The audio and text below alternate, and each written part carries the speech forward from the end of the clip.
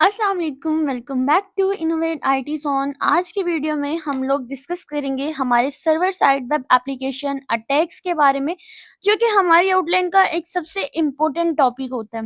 इसके अंदर हम लोग हमारे जितने भी अटैक्स हैं उनको भी हम डिस्कस करने की कोशिश करेंगे और अच्छे तरह से हर एक को बारी बारी हम लोग एक्सप्लेन करेंगे। सबसे पहले इसकी डेफिनेशन की तरफ चलते हैं। Server side web application attacks हमारे पास वो साइबर अटैक्स होते हैं जो वेब सर्वर और उनके जो भी बैकएंड सिस्टम्स होते हैं उनको टारगेट करते हैं। इन अटैक्स का पर्पस ही क्या होता है कि जो सेंसिटिव डाटा होता है हमारा उसको लीक करना, अनऑथराइज्ड एक्सेस जो होती है उसको लेना या फिर सर्वर को डिसरप्ट करना होता है। अब मैं जैसे आप लोगों को समझाती हूँ। आप एज्यूम करें, जब आप किसी वेबसाइट को या किसी वेब एप्लीकेशन को ओपन करते हैं तो ये जो आपकी वेब एप्लीकेशन है या आपकी जो वेबसाइट होती है ये दो पार्ट्स पर मुश्तमिल होती है। एक होता है इसका क्लाइंट साइड यानी फ्रंट एंड, और एक होता है इसका सर्वर साइड यानी कि बैक एंड। अब जो आपका क्लाइंट साइड होता है वो इंक्लूड करता है आपके HTML, CSS, जावास्क्रिप्ट जो कि आपके पास अपीयरेंस होती है आपकी वेबसाइट की वो। और जो बैक एंड होता है, जो सर्वर साइड होती है, वो आप लोगों की डिफरेंट किस्म की technologies like PHP, Node.js, Python, Java, .NET इन सब के ऊपर कंटेन कर रही होती है। अब जो सर्वर साइड अटैक्स होता है ना, वो कभी भी फ्रंट एंड की टारगेट नहीं करते हैं। वो हमेशा कोशिश करते हैं कि वो बैकएंड को कंप्रोमाइज करें। ठीक है, जो अटैकर्स होते हैं वो आपकी डेटाबेस फाइल्स को, जो भी बैकएंड पे लॉजिक्स होती है उनको, उनकी जो वल्नरेबिलिटीज होती हैं उनको एक्सप्लॉइट करने की कोशिश करते हैं, आपकी डेटाबेस को एक्सेस करने की कोशिश करते हैं। अब इसके अंदर डिफरेंट टाइप्स की हमारे पास अटैक्स आ जाते हैं, जिनमें सबसे ज्यादा जो कॉमन है एसक्यूएल इंजेक्शन होता है, क्रॉस साइट हमारे पास आ जाती है। इसके अलावा और भी बहुत सारी हैं जिनको हम लोग आहिस्ता आहिस्ता हर एक के अंदर जो है बहुत इजीली डिटेल के साथ डिस्कस करेंगे। सबसे पहले हम लोग डिस्कस कर लेते हैं हमारा एसक्यूएल इंजेक्शन यानी एसक्यूएल आइस, जो कि डेटाबेस हैकिंग अटैक होती है। सबसे पहले ये जान लेते हैं ये अटैक होता क्या है। एसक्यूएल इंजेक्शन एक हैकिंग टेक्निक होती है जिसमें आप मेलिशियस एसक्यूएल क्वेरीज को इंजेक्ट करते हैं ताकि जो डेटाबेस होते हैं उसको मैनिपुलेट किया जा सके। इसका टारगेट हमारी वेबसाइट के डेटाबेस पर होता है जिसमें आप सेंसिटिव इंफॉर्मेशन को स्टोर कराते हैं, जैसा कि यूजर नेम है, पासवर्ड है, क्रेडिट कार्ड डिटेल वगैरह आपकी इंक्लूड होती है। अब जो भी अटैक हम डिस्कस करेंगे, सबसे पहले उसकी डेफिनेशन पढ़ेंगे और दूसरा हम ये देखेंगे कौन से मैकेनिज्म है, यानी ये कैसे होता है, ये कब हैपन होता है, इनके एग्जांपल्स को देखेंगे और फिर इनके लिए हम लोग प्रिवेंशन टेक्निक देखेंगे और ये क्यों होते हैं ये भी हम लोग देखेंगे। इसमें हमने सबसे पहले देखा कि हमारे पास एसक्यूएल इंजेक्शन अटैक्स क्या होते हैं। अब हम देखेंगे हाउ डज इट हैपन, यानी ये कैसे होते हैं। ठीक है, जब वेबसाइट किसी यूजर से इनपुट लेती है ना, तो जो लॉगिन फॉर्म होता है या जो भी सर्च बॉक्स होता है और वो इनपुट विदाउट किसी भी वैलिडेशन के डेटाबेस में एग्जीक्यूट हो जाए तो अटैकर जो होता है वो एसक्यूएल क्वेरी को इंजेक्ट कर सकता है। ठीक है, यानी जैसे यहाँ पर अगर आप लोग देखें, आपके पास एक वेबसाइट है, ठीक है, जिसका लॉगिन सिस्टम कुछ इस तरह से है। उसने एक क्वेरी लिखी है, एसक्यूएल जो होती है बेसिकली डेटाबेस से रिलेटेड, और इसमें हम पिछले एसक्यूएल की कमांड्स लिखते हैं। जैसे यहाँ पर है select from the user where username is equal to admin and password is equal to 1 2 3 4 5। तो जो अटैकर्स होते हैं वो कुछ ऐसा लिख सकते हैं कि अगर आपका 1 इज इक्वल टू 1 आ जाए, इसका मतलब क्या होता है कि आपका पासवर्ड अगर अटैकर के पासवर्ड के इक्वल हो जाता है तो इसका मतलब वो आपकी जो क्वेरी होती है उसको मॉडिफाई कर सकते हैं। कैसे? Select from user where user name empty है और आपका जो 1 इज इक्वल टू 1 आ जाए, अगर इसके इक्वल आ जाता है इसका मतलब, यानी ये कंडीशन अगर उसकी ट्रू हो जाती है तो वो बगैर किसी लॉगिन के, बगैर किसी भी चीज के, वो आपका पासवर्ड जो होता है वो हैक कर लेता है और आपकी डेटाबेस तक एक्सेस ले सकता है। अब ये क्यों होता है ये भी हमारे लिए जानना बहुत जरूरी है। अब देखो, विदाउट वैलिडेशन का यूजर इनपुट को डायरेक्टली एसक्यूएल क्वेरीज में डालना, ये तो सबसे पहले गलत बात है। हम जब भी अपने लॉगिन फॉर्म बनाते हैं उसमें यूजर नेम हो गया, पासवर्ड हो गया, ईमेल हो गया, उसमें हमें वैलिडेशन तो एटलीस्ट लगानी चाहिए, क्योंकि आप लोग भी FIP का काम कर रहे हैं तो आपको भी वैलिडेशन लगानी चाहिए। उसके बाद पुअर कोडिंग प्रैक्टिस, यानी आपकी कोडिंग ही बिल्कुल अच्छी नहीं है, कोई प्रोफेशनल लॉजिक नहीं है, ठीक है, आपने उसे यूज किया जिसकी वजह से अटैकर तो इजीली, लेकिन अगर आप पासवर्ड लगा रहे हैं तो कम से कम उसका कोई स्ट्रॉन्ग पासवर्ड ही रख लो। और आउटडेटेड सॉफ्टवेयर इनसिक्योर कॉन्फ़िगरेशन, अगर आप कोई MS SQL यूज कर रहे हो या कोई SQL, इस तरह के जितने भी SQL से रिलेटेड टूल अगर आप यूज कर रहे हैं तो कोशिश करें कि जो अपडेटेड वर्जन है आप उनका यूज करें इंस्टेड ऑफ कि आप पुराने यूज करें। अगर आपके पास पुराना इंस्टॉल है तो आप उसको अपडेट करें, अपडेट करके ही यूज करें। इसके अलावा हम इनसे कैसे प्रिवेंट कर सकते हैं ये भी आप जान लें। तो यहाँ पर आप लोगों ने प्रिवेंशन से पहले है कि ये आपके सिस्टम को कैसे डैमेज कर सकते हैं। जो यूजर अकाउंट्स होते हैं वो हैक हो जाते हैं, डेटाबेस को पूरी एक्सेस मिल जाती है अटैकर्स के लिए, सेंसिटिव इंफॉर्मेशन आपकी लीक हो सकती है। जो अटैकर्स होते हैं वो डाटा फाइल को मॉडिफाई कर सकते हैं या डिलीट भी कर सकते हैं। ठीक है, प्रिवेंशन के लिए आप लोगों को जो टिप्स याद रखनी है, आपने प्रीपेयर्ड स्टेटमेंट या पैरामीटराइज्ड क्वेरीज इनका यूज करना है। यूजर इनपुट को आपने सैनिटाइज करना है, यानी स्पेशल करेक्टर्स का यूज करें। मिनिमम जो आपके प्रिविलेजेस वाले डेटाबेस होते हैं उनको यूज किया करें। ठीक है, प्रिविलेजेस का मतलब होता है आप परमिशन, यानी यूजर को क्या परमिशन देते हैं, एडमिन की क्या प्रिविलेजेस है, ये वाले आप इनसे थोड़ा अवॉइड किया करें। आप लोग डायरेक्टली कोई अच्छे वाला जो होता है ना वो यूज किया करें। वेब एप्लीकेशन के लिए आप फायरवॉल को भी इम्प्लीमेंट कर सकते हैं, जो कि वेब एप्लीकेशन फायरवॉल के नाम से होता है। उसके बाद जो हमारा सेकेंड अटैक होता है which is the cross site scripting, यानी जावास्क्रिप्ट इंजेक्शन अटैक होता है। अब क्रॉस साइट स्क्रिप्टिंग अटैक क्या होता है, इसको हम लोग XSS अटैक्स भी बोलते हैं। अब कुछ स्टूडेंट इसमें भी गड़बड़ कर देते हैं, उनको लगता है CSS आना चाहिए था तो इसका मतलब होता है क्रॉस साइट, बल्कि नहीं। ठीक है, इसको हम लोग XSS पढ़ते हैं, जो कि क्रॉस साइट स्क्रिप्टिंग को ही रेफर कर रहा होता है। अब ये अटैक तब होता है जब अटैकर वेबसाइट में मैलिशियस जावास्क्रिप्ट कोड को इंजेक्ट कर देगा। ठीक है, दूसरे यूजर के ब्राउजर में एग्जीक्यूट करता है। जो मैलिशियस हमारे पास जावास्क्रिप्ट का कोड होता है, जब अब उसको किसी दूसरे की वेबसाइट में एग्जीक्यूट करते हो तो ये हमारे पास तब ये अटैक होता है। इस अटैक को हम क्या बोलते हैं, क्रॉस साइट स्क्रिप्टिंग, यानी एक वेबसाइट से किसी दूसरे यूजर की वेबसाइट पे जावास्क्रिप्ट का जो मैलिशियस यानी को खराब कोड होता है, जब आप उसको एग्जीक्यूट कर लेते हैं तो वहां पर आपका क्रॉस साइट स्क्रिप्टिंग अटैक हो जाता है। इसका मकसद यूजर के डाटा को चोरी करना और अनऑथराइज्ड एक्सेस को परफॉर्म करना या अनऑथराइज्ड एक्शंस को परफॉर्म करना होता है। अब ये होता कैसे है, हाउ डज इट हैपन, इसका मैकेनिज्म देख लेते हैं। अगर एक कमांड बॉक्स जो होता है वो विदाउट किसी भी सिक्योरिटी के यूजर इनपुट को शो कर रही है, तो अटैकर इस तरह से लिख सकते हैं।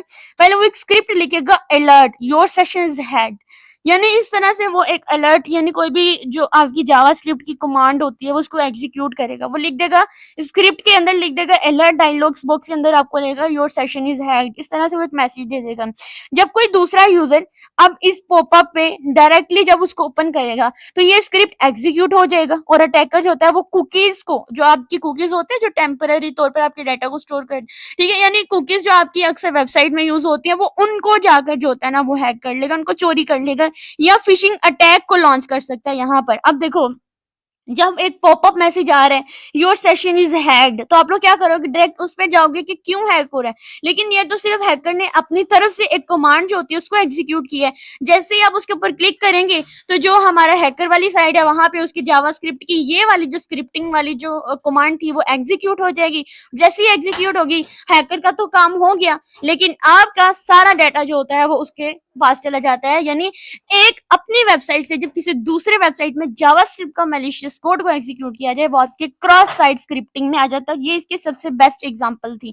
अब ये क्यों होता है, इसके कॉजेस क्या हो सकते हैं, यानी इसका मतलब होता है कि जो यूजर इनपुट होता है उसको डायरेक्टली डिस्प्ले करना विदाउट किसी भी स्कैप के, ठीक है, और जो आपके आउटडेटेड वेब फ्रेमवर्क होते हैं और इनसिक्योर कोडेड प्रैक्टिस इसलिए होता है क्योंकि आपने बहुत ही सिंपल जो है वो कोडिंग यूज की हुई है, आपने इतना उसको फ्रीली यूज किया हुआ है। आपको चाहिए तो उसको सिक्योर रखते, जब तक आप उसको सिक्योर नहीं रखोगे तब तक आप अपना जो है हैकर से आप महफूज नहीं हो सकते हैं। और ये भी एक टिप भी है जो आप FYP वाले जो मोस्टली वेब एप्लीकेशन या वेबसाइट का काम कर रहे हैं कि आप अपने जो भी काम करें इसको बहुत सिक्योरली करें। अब ये जो है किस तरह से डैमेज हो सकता है, यानी कैसे, how does it cause damage. सबसे पहले तो ये होता है कि यूजर का सेशन जो होता है पूरा वो हाईजैक हो सकता है, कुकीज थेफ्ट होती हैं, ठीक है, जो मैलिशियस रीडायरेक्ट और फिशिंग अटैक हो सकते हैं। वेबसाइट का यूजर के डिवाइसेस इन्फेक्ट हो सकता है, जिस वेबसाइट पे यूजर काम कर रहा है उसके डिवाइसेस जो होती हैं वो आपकी इन्फेक्ट हो सकती हैं। अब इससे प्रिवेंशन कैसे हो सकती है, यूजर इनपुट को सैनिटाइज करता है, यानी स्पेशल कैरेक्टर जो हमने यूज किया था अपना एसक्यूएल इंजेक्शन में, इसमें जावास्क्रिप्ट इंजेक्शन है तो इसमें भी ये वाली लाइन आपने जरूर इंक्लूड करनी है, जो इनपुट आप करो आप उसको सैनिटाइज करो, ठीक है। मतलब आप उसमें ऐसी वर्डिंग यूज करो जो हैकर इजीली वहां तक पहुंच ना पाए। दूसरा, आपने जो आपकी कंटेंट सिक्योरिटी पॉलिसीज हैं उनको यूज करो, सिक्योर रखो अपने डाटा को। HTTP ओनली और जो सिक्योर एट्रीब्यूट होते हैं उनको सेट करो, जैसे HTTP की जगह पे आप HTTPS जो है उसका यूज करें।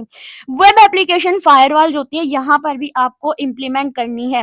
अब जो हमारे पास थर्ड अटैक है ना, वो हमारे पास आता है हमारा क्रॉस साइट रिक्वेस्ट फ्रॉगरी, CSRF। इसको हम देखेंगे, ये होता है हमारे अनऑथराइज एक्शन अटैक्स हैं। सबसे पहले जान लेते हैं ये हमारे पास होता क्या है। SCRF अटैक्स तब होता है जब अटैकर किसी यूजर को ट्रिक करके विदाउट उसकी परमिशन के अनऑथराइज एक्शन परफॉर्म कर लेता है।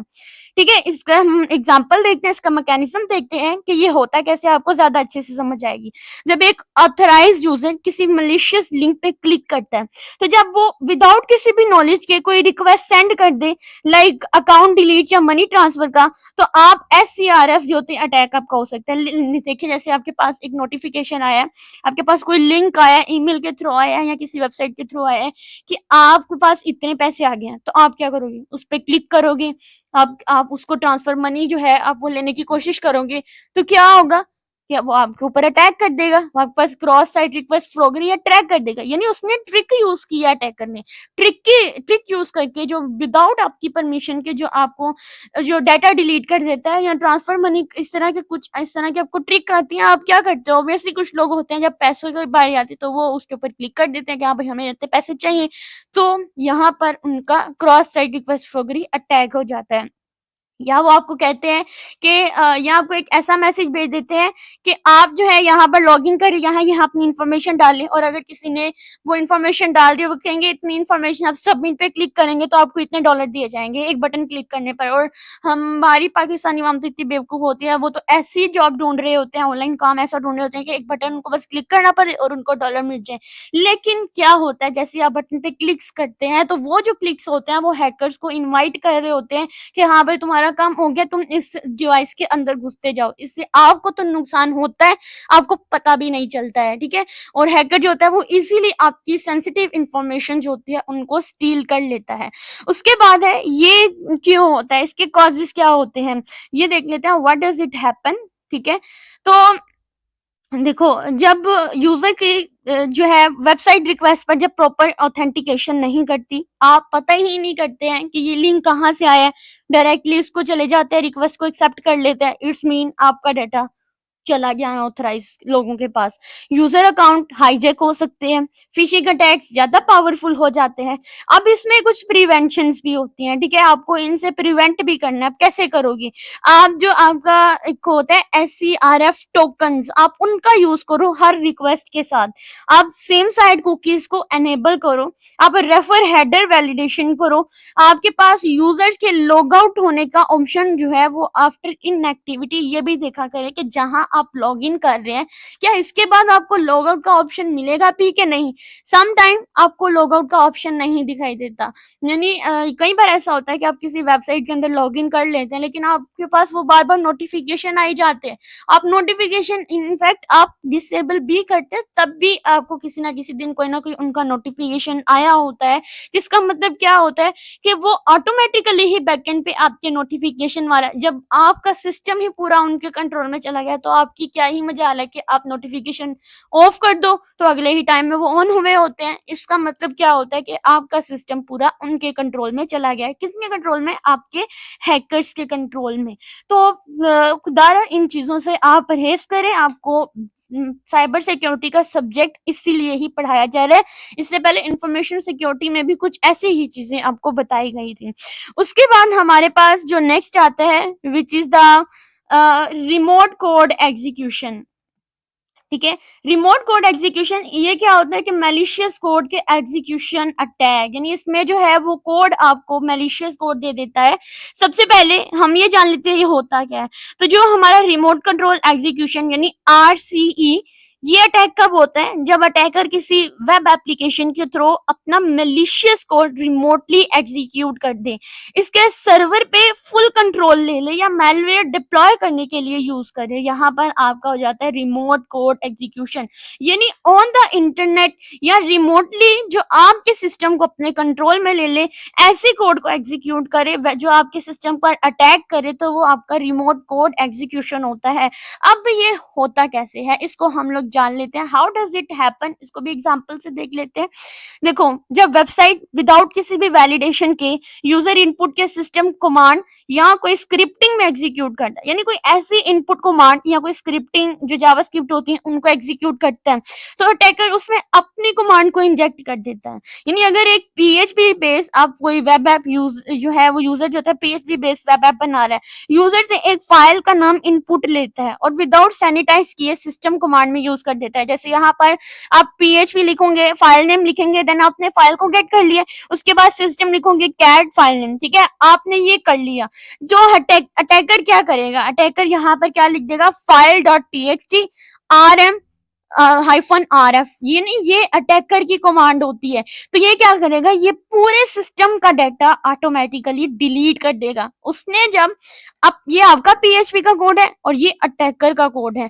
आप जब ये कोड लिख रहे होंगे तो अटैकर क्या करेगा, इससे पहले कि आपका कोड लिखकर एग्जीक्यूट हो, वो अपना कोड जो होता है वो इसके अंदर इंजेक्ट कर देगा और ये क्या करेगा, आपका डाटा जो होता है सिस्टम पर से डिलीट कर देगा। अब हम देखते हैं व्हाई डज इट हैपन, ये होता ही क्यों है। देखो, यूजर इनपुट को डायरेक्टली सिस्टम कमांड में यूज करना, आप डायरेक्टली ही यूजर इनपुट को सिस्टम में यूज कर रहे हैं।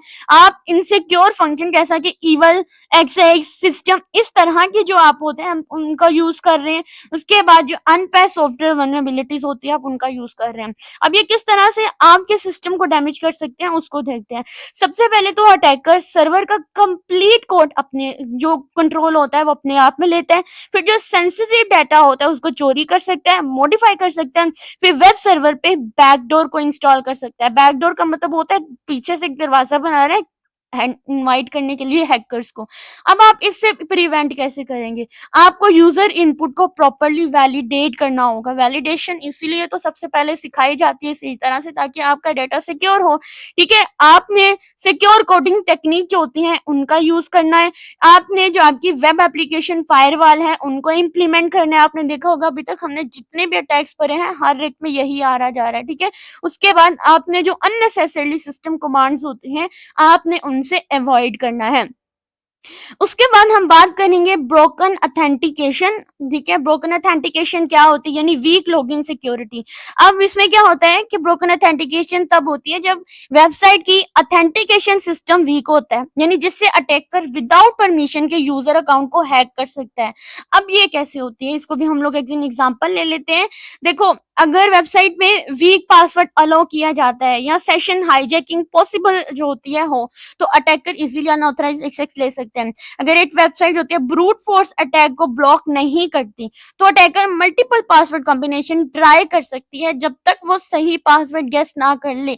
ब्रूट फोर्स अटैक में क्या होता है, यानी अगर आपने बहुत सिंपल सा पासवर्ड रखा है 1 2 3 4 5, तो ब्रूट फोर्स में क्या होता है कि वो पहले 1 1 1 1 करके ट्राई करेगा, फिर 1 1 1 2, फिर इस तरह करके, यानी जब तक आपका पासवर्ड जो होता है मल्टीपल कॉम्बिनेशंस बनाता है, जब तक आपका पासवर्ड मैच नहीं हो जाता तब तक वो इस ब्रूट फोर्स अटैक का यूज करता रहेगा और एट द एंड वो आपके डाटा को हैक कर लेगा। वो आपके सिस्टम पर, आपकी जो वेबसाइट्स होती हैं उनके ऊपर वो आपको अटैक कर देगा।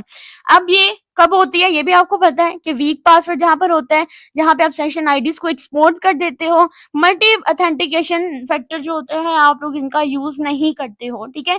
अब ये किस तरह से आपके सिस्टम को डैमेज कर सकता है, यूजर अकाउंट को हैक कर सकता है, ठीक है। जितनी भी आपकी आइडेंटिटीज होती हैं, आईडीज होती हैं, अटैकर उनको स्टील चोरी कर सकता है। अनऑथराइज्ड एक्सेस जो होती है वो सिस्टम के ऊपर परफॉर्म कर रही होती है। इसके प्रिवेंशन के लिए देखो, जहां बात करें वीक पासवर्ड की, इसका मतलब आपने इसको स्ट्रॉन्ग पासवर्ड पॉलिसीज को इम्प्लीमेंट करना है, आपने यहाँ पे मल्टी फैक्टर ऑथेंटिकेशन को एनेबल करना है, और सेशन टाइम आउट और लॉग आउट मैकेनिज्म को भी आपने इम्प्लीमेंट करना है कि इतने टाइम बाद आपका सेशन टाइम आउट हो जाएगा, दोबारा से आपको लॉग इन करना पड़ेगा। इस तरह की चीजें आप इम्प्लीमेंट करेंगे तो आपकी वेबसाइट बहुत सिक्योर तरीके से काम करेगी। उसके बाद आता है हमारा ब्रोकन एक्सेस कंट्रोल, यानी अनऑथराइज एक्सेस अटैक। जैसे हमने अभी पढ़ा वीक पासवर्ड का, तो ब्रोकन एक्सेस कंट्रोल में कब होता है, जब यूजर उन रिसोर्सेज तक एक्सेस ले जाते हैं जिन पे उनको एक्सेस नहीं होनी चाहिए थी। जैसे अगर मैं यहाँ पर बात करती हूँ कि अगर आपका जो URL है या IP एंड पॉइंट होते हैं, जब आप इनको प्रॉपरली प्रोटेक्ट नहीं करते हो तो जो अटैकर होता है वो मैन्युअली इनको एक्सेस कर लेता है। कैसे? अगर एक वेबसाइट का एडमिन पैनल ऐसे ओपन होता है, लाइक http://example.com.admin, ठीक है, अगर ऐसे ओपन होता है तो अगर कोई नॉर्मल यूजर सिर्फ URL में एडमिन लिखकर एक्सेस ले सकता है तो ये ब्रोकन एक्सेस कंट्रोल होती है। ठीक है, यहाँ पर ये इशू आ जाता है। अगर यहाँ पे सिर्फ एडमिन लिखोगे तो आप लोग देखेंगे कि अगर आप यहाँ पर सर्च भी करोगे तो आपका http://example.com एडमिन आ जाएगा, तो हैकर तो इजीली इसको एक्सेस कर लेगा। ठीक है, यानी यहाँ पर भी आपने आपकी जो परमिशंस होती हैं वो आप इनकरेक्टली दे देते हो, हर एक को आपको परमिशन नहीं देनी होती है। ठीक है, अब ये कब कब होता है, जब आप इनकरेक्ट परमिशन सेटिंग करते हो, आप इनसिक्योर डायरेक्ट ऑब्जेक्ट रेफरेंसेस का यूज करते हो, यानी आईडोर का यूज करते हो, आप रोल बेस्ड एक्सेस कंट्रोल को इम्प्रॉपर इम्प्लीमेंटेशन करते हो। रोल बेस्ड एक्सेस क्या होती थी कि जब आप मतलब आप डिफरेंट परमिशन रोल देते हैं हर एक को कि वो ये रोल परफॉर्म करे, तब अब ये क्या क्या वजह बन सकती है, unauthorise user easily sensitive data तक एक्सेस ले सकते हैं, हैकर जो होते हैं आपके सिस्टम की सेटिंग को मॉडिफाई कर सकते हैं, जो कॉन्फिडेंशियल बिजनेस होते हैं इंफॉर्मेशन वो लीक्ड हो सकती है। देन इनसे प्रिवेंशन कैसे करती हैं, आपने रोल बेस्ड एक्सेस कंट्रोल को इम्प्लीमेंट करना है। जो ब्लॉक URL पैरामीटर्स होते हैं आपने उन टैंपरिंग जो होती है उनका यूज करना है, यानी जितने भी URL पैरामीटर जो आपके इजीली एक्सेस कर सकता है आपका जो हैकर होता है, आपने उसको ब्लॉक कर देना होता है। अपने सेंसिटिव एंड पॉइंट्स को रिस्ट्रिक्ट करना है कि यहाँ तक एक्सेस ना ले सके। उसके बाद हम एक और इम्पोर्टेंट टैग पढ़ेंगे जो कि है हमारा डेनियल ऑफ सर्विसेज या डिस्ट्रीब्यूशन डेनियल ऑफ सर्विसेज, यानी सर्वर क्रैश अटैक होता है। ये बड़ा इंपॉर्टेंट है। अब ये अटैक क्या होता है, डोज और डीडोस अटैक तब होते हैं जब अटैकर सर्वर पर इतनी ज्यादा रिक्वेस्ट भेजता है कि वो क्रैश हो जाता है या स्लो हो जाता है। जो आपके अटैकर होते हैं वो जानबूझकर एक ही सर्वर के ऊपर बार बार रिक्वेस्ट भेजते हैं, उसके ऊपर लोड डालते हैं, इतना लोड डालते हैं कि वो क्रैश ही हो जाता है, या आपका सिस्टम या आपका सर्वर जो होता है वो बिल्कुल स्लो पड़ जाता है। ठीक है, तो ये हमारे पास होता है डेनियल ऑफ सर्विसेज, या सर्विसेज कहाँ से, हमें सर्वर से ही मिलती है ना, तो आपने याद रखना है कि ये सर्वर ओवरलोड अटैक होते हैं या सर्वर क्रैश अटैक होते हैं। अब ये कैसे होते हैं, ठीक है, देखो अटैकर जो होता है वो फेक ट्रैफिक या बूटनेट का यूज करके सर्वर रिसोर्सेज को कंज्यूम कर लेती हैं। ठीक है, और जितनी भी सर्विसेज होती हैं रियल यूजर से जो सर्विसेज एक्सेस करनी होती है ना, उन तक वो एक्सेस कर लेता है। ठीक है, जब सिस्टम क्रैश हो जाता है, स्लो पड़ जाता है, तो अटैकर जो होता है ना वो इजीली, वो जानबूझ के ये काम करते हैं, वो फेक ट्रैफिक भेजते हैं वेबसाइट के ऊपर या सर्वर के ऊपर। ठीक है, इससे आपका सर्वर जो होता है जो एक्चुअल यूजर्स होते हैं उन तक उनकी सर्विसेज नहीं मिल सकती, रास्ता ब्लॉक हो जाता है कि हम सिर्फ अटैकर तक ही जाते हैं, सर्विसेज रियल वालों को, रियल यूजर को मिलती ही नहीं है।